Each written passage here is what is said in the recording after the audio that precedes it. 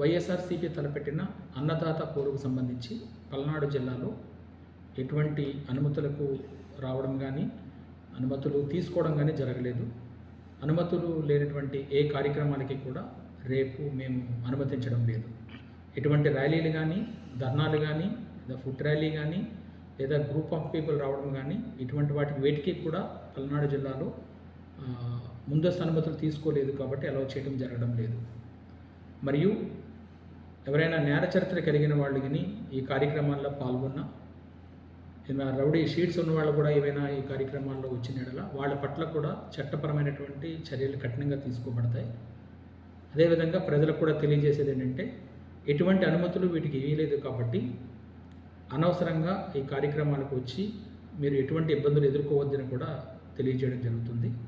Police వారికి ఈ కార్యక్రమంలో మీరు పూర్తిగా సహకరిస్తారని కూడా కోరుకుంటున్నాం.